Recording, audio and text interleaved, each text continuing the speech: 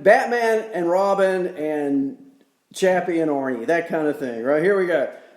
Castellanos can play some infield. That's right.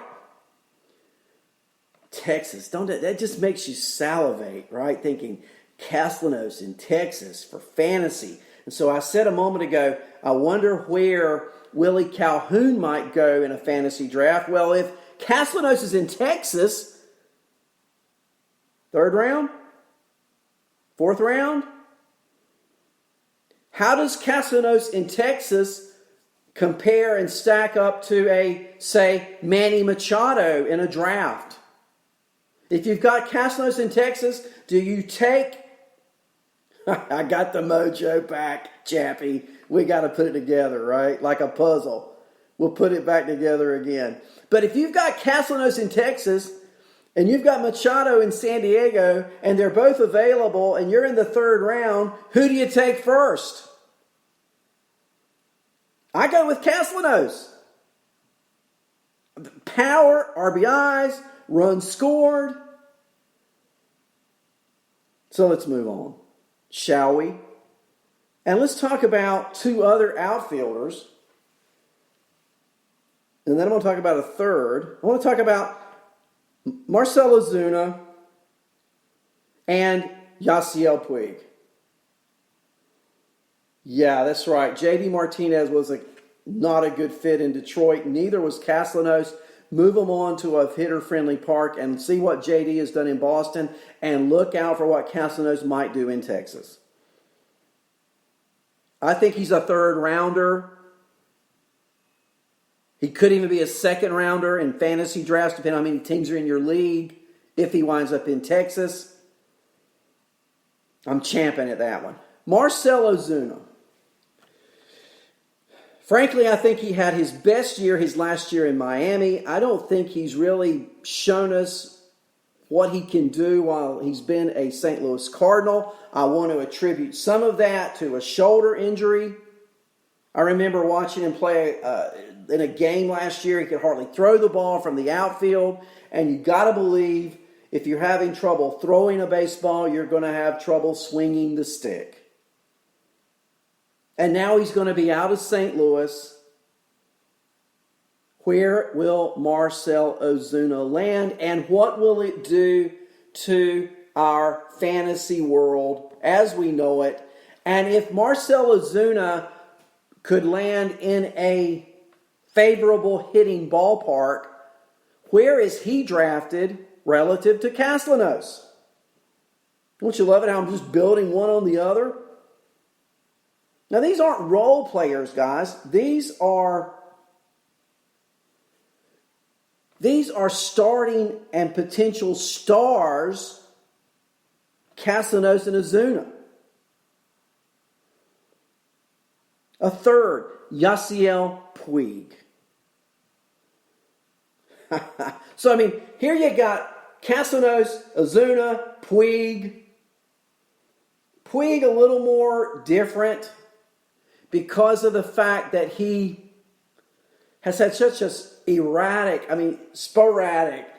inconsistent career. But there's no doubt that the talent is there. In fact, I think I like talent-wise the talent in Puig better than Ozuna.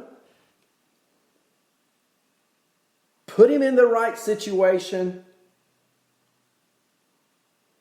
We'll see how it rolls. Those three to me, along with Donaldson, when you put that's my Mount Rushmore, the big four right now. Castellanos, Ozuna, Puig, and Josh Donaldson. Now, here's a player that I'm just curious about. It's like this guy can never find a home because nobody has moved more. If you're a real estate agent, you would love to represent Cameron Maybin. How many teams has this guy played on in his major league career? And he always seems to perform fairly well. 2019, he's with my favorite team, the New York Yankees. He hits .285 in 82 games, started 65 of those. He can still play center field. He had a sprint speed that ranked in the 87th percentile. He could start in the major leagues. And fantasy, as we know, yeah, Andrea loves it. I'm talking Puig over Ozuna being bold. No doubt about it. But talent-wise, per ounce of talent in that body, it's just a matter of harnessing that talent. I've always been a Puig truther. I can't help it. And I am concerned about Ozuna being injured. And I am concerned about Ozuna coming into camp often overweight and out of shape. So I have concerns on both sides of that ledger. In some ways, I think they're very similar players. You think about it. If you get hot for 2 weeks, Ozuna or Puig, they can carry your team. They can carry your fantasy team. They can also be an albatross on your fantasy team. That's the great thing about fantasy. And it's a great thing about chat rooms. It's a great thing about being in a podcast, because there's so many angles you can take on different players. And if we didn't have discussion, it wouldn't be any fun, would it? It's like I tell my Duke my friends, I'm an UNC alumnus, okay? I'm a UNC big fan, and I'm not ever going to pull for Duke. But if we didn't have Duke and Carolina in college basketball in North Carolina, it wouldn't be as much fun.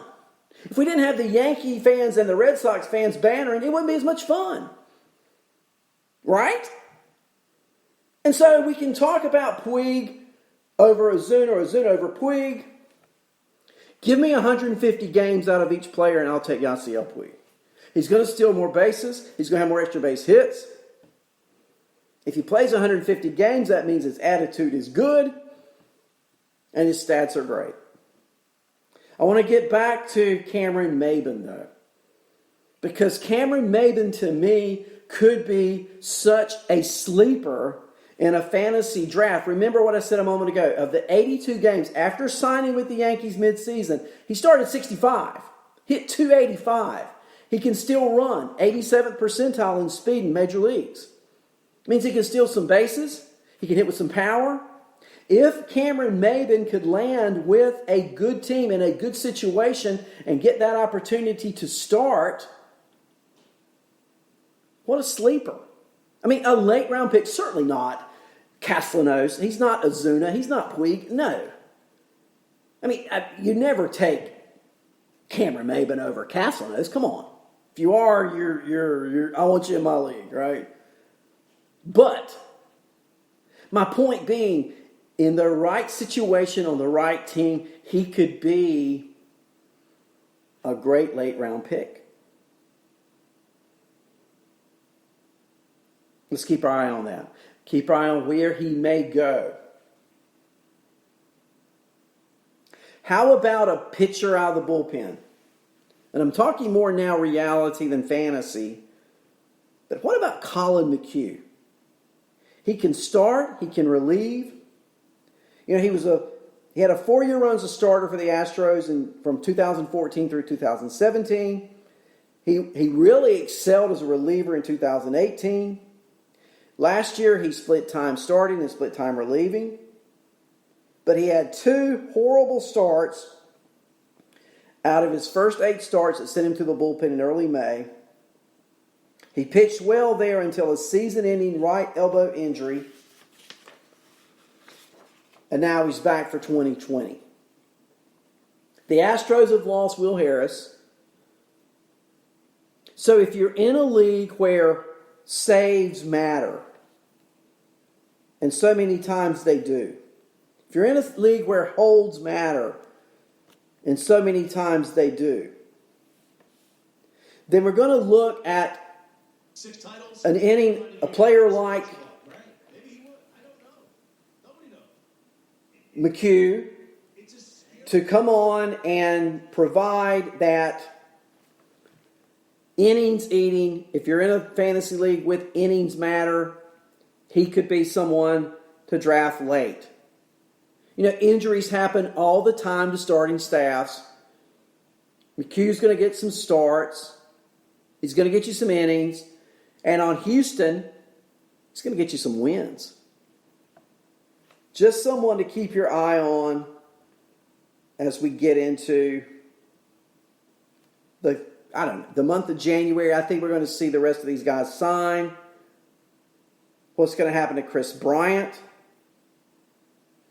Well, let's talk about it for a minute. The Cubs are someone I've been talking about trading Chris Bryant for a while. You know, Bryant hit .292 with 39 homers as a 24-year-old in 2016. He was the National League Most Valuable Player.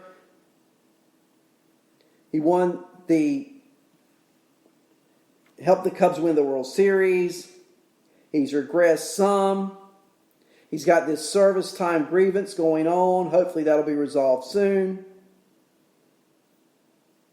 The Cubs haven't traded him. What I'm hearing is the price asking is too high. They have talked, the Cubs, with the Nationals. Victor Robles being a trade piece that the Cubs have appeared interested in, going over to Chicago, and Bryant going over to Washington. Now, Robles is a great defensive player. He's got a lot of speed. He's 22 years old, so he's very young. Come on, if I'm Washington and I can get Chris Bryant for Victor Robles, I'm doing it right now. Right now. Not knocking Robles long term, but Chris Bryant, to me, is just one of those players. If you could get him, you take that chance. Or is it really a chance? I mean, I don't think you trade Soto. I don't think you trade Trey Turner. But if I can trade Victor Robles and get Chris Bryant. Now, I'm not looking to trade Victor Robles for chopped liver.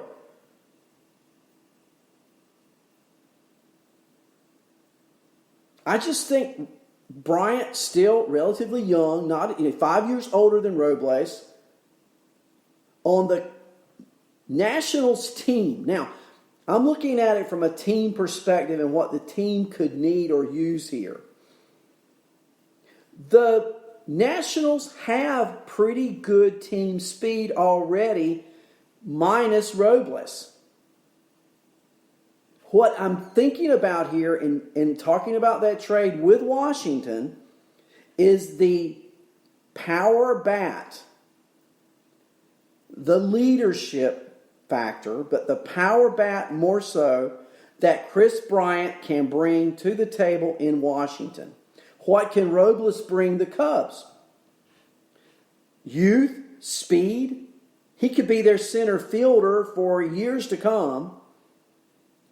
I just think that trade makes sense. Am I saying that Robles or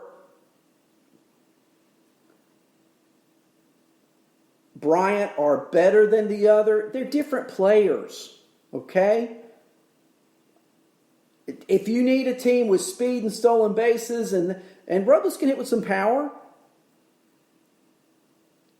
I just think at this stage it makes sense for the Cubs and Nationals to make that trade. You influx Bryant with the youth that they already have in Washington. You take Robles, you put him with this Cubs team. I think it energizes Chicago. I think it gives Washington a power bat. It just makes sense to me. Not knocking either player, but thinking a change in setting would be good for both. That's it. Let's move on. What about Clevenger? To me, how many of you guys have actually watched Clevenger pitch? He's awesome. To me, hands down, the best pitcher Cleveland has. And the Angels are talking about trading for Clevenger. And I know that they've asked for Joe Adele. And I know Joe Adele is a great prospect.